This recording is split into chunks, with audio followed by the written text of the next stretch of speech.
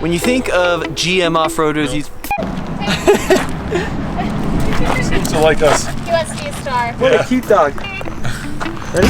When you think of GM off-roaders, you think of names such as ZR2 or Z71 in the Colorado. Maybe on the GMC side, the AT4, which is the big, tough, burly Sierra. But what about an AT4 Acadia? That's what we have right here. The brand new 2020 GMC Acadia AT4. And in this video, we're gonna go over the cool things throughout the vehicle, and we're gonna decide, is it worthy of the AT4 badge? Can you actually take this vehicle out into the rugged wilderness? So starting with what's new on the 2020 Acadia, we have a new front end with a very, I have to say, Charger-like headlight. When I turn this daytime running light on, is it a cop? Is it a kid in a Dodge Charger? No, it's a GMC Acadia. Now in the AT4, we have some blacked out bits in the front, and you'll see a big, wide in-your-face grille with the GMC font in the front. Check this out. Coming along the side, we have a unique set of AT4 wheels. They're 20 inches. I gotta say, the Michelin Premier LTX looks a lot more like your standard all-season than something you'd want to go take rock crawling. Now along the side, you'll notice AT4 badging because this car wants to let you know what it is. It wants to let you know that this is the outdoor-ready model. But other than some badging and black plastic cladding, there's not a lot else to tell you or even hint to this car's off-road prowess, which makes you question, is there any off-road prowess? Well, what GM says sets this vehicle apart is actually back here, because the Acadia AT4 gets the twin clutch all-wheel drive system. It's a system they also use on the Cadillac XT6, and essentially what it can do is distribute torque left and right using a series of clutches. It can also disconnect the rear axle altogether when you put the car into two-wheel drive mode. Let's take a look underneath the hood. So there are several engine options in the brand new 2020 Acadia, but if you want the AT4, well, you only have one option, and it's the 3.6 liter V6 that you've probably come to love or maybe tolerate in a lot of GM products. It's a fine engine, 310 horsepower, 271 pound-feet of torque, naturally aspirated. Now, new for the 2020 Acadia, there's actually a 2-liter turbo available in several trims, including Denali. I would love to see that engine in the AT4, but for now, it's just a 3.6 liter V6. I think it's time we take a look at the inside. Now, even though this isn't the fully luxurious Denali, this AT4 is very well appointed on the inside. I really love this kind of, is it brown? Is it orange? Let me know in the comments section below, but it is pretty luxurious seating option. AT4, of course, embroidered there in the headrest. We do have some carbon fiber trim throughout this center console here, and this is where you'll actually find your 4-wheel drive selector. So we have a couple different modes. So you start in 2-wheel drive, that's front wheel drive, and then if you want to engage the rear end, you have to actually go into by 4 all-wheel drive. But we have a couple more options. This right here, the little flag, is your sport mode. Then, that's right, off-road mode. And finally, you have the tow haul mode. There you have it.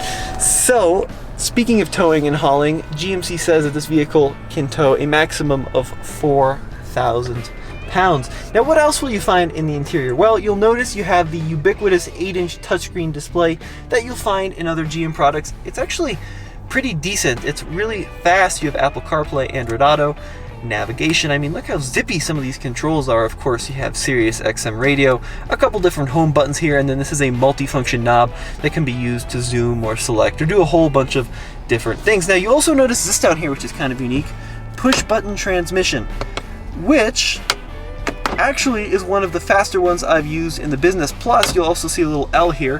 When you select L, you can actually choose what gear you want to limit the transmission to. And speaking of gears, in the Acadia, you have one transmission option, a 9-speed automatic.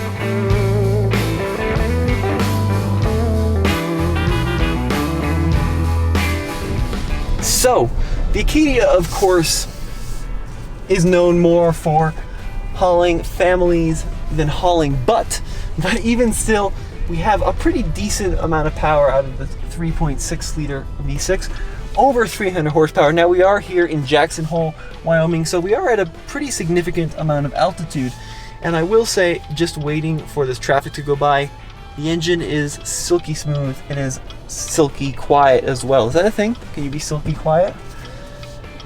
here we go. Onto the main road. Now with this 9-speed automatic, this engine should be able to make the best use of its torque. Yeah, that's actually not bad whatsoever. I think up here the 2-liter turbo might even be a little bit zippier, but the 3.6 does deliver an impressive amount of performance. So on the road, the Acadia is kind of what you'd expect a 3-row crossover to be. It's kind of soft, you know, it's very quiet, it's very spacious, the visibility seems to be pretty good. The steering has not a lot of feel, but you know, it goes where you point it. So other things that you'll appreciate inside the Acadia here, you have a pretty decent set of gauges with a little infotainment cluster here that I can scroll through. So fuel economy, V6, I believe this 3.6 actually has cylinder deactivation as well, so it can disable some of its cylinders when not in use. Tire pressure monitoring, air filter life, that's actually a new one. I haven't seen air filter life, but you can also go through your navigation, your audio, and phone connectivity all through the center console there. The Acadia, of course, is what underpins the Cadillac XT6. Well, I mean, the roofline's different. I shouldn't say underpins, maybe architecture is a better word. And I will tell you that if you're looking for a surprising amount of luxury but don't want to step up to something like the XT6, the Acadia is a good option.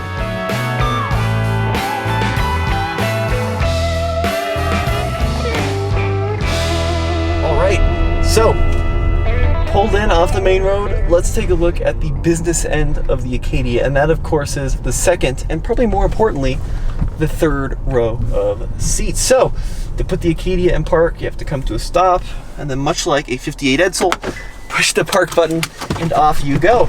You'll notice in the second row of the Acadia here I have dual captain's chairs, and it's got one of my favorite features on captain's chairs, which is individual armrests. But I am 6'1" tall, and you can actually see that I've got a little bit of recline here in the seat, which is nice, and plenty of headroom. I also have, come on, there we go. Oh, well, I've got a sunroof that's there it is. 2 sunroofs, so one in the front, one in the rear here as well. Plus, if you'll notice down here by my right knee, I have second row temperature controls, USB-C, USB standard, and then of course a 120 volt outlet. But what about the third row? Second row I fit perfectly. How about the third row? So I have a couple different settings on these rear seats. I can fold them like that, and I can also slide them forward, which allows me access to the third row. And drum roll please, put the seat back in its normal position. Well, it's not terrible. I have a few inches of knee room to spare here, which is actually pretty decent for most third rows, and headroom is all right. I could use a little bit more scalloping, but I also have, you know, my headrests here, which allow me a good amount of head support. Plus, check this out, even back here, another USB port, but only on the driver's side, not on the passenger side. Should we take a look at the trunk? With the trunk of the Acadia, you expect there to be a lever up here to actually open the liftgate, but it's not. It's way down here. Power liftgate on this AT4. So you can see I've got my camera bag, which fits nicely behind the third row. To fold the third row, I pull this rope, I don't know, strap, is probably a better word. The headrest folds, and then it's super easy to pull them down, pull them up.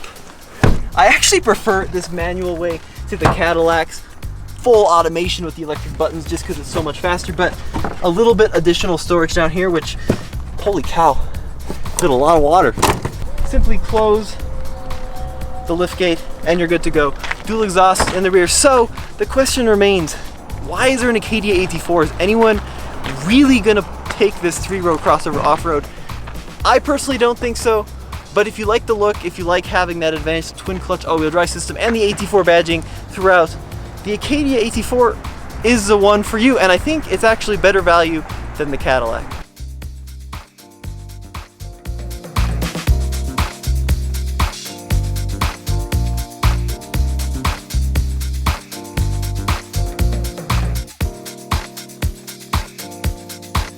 As always, this is Tommy with the Fastlane Car. Go back to tflcar.com for more news, views, and real-world reviews.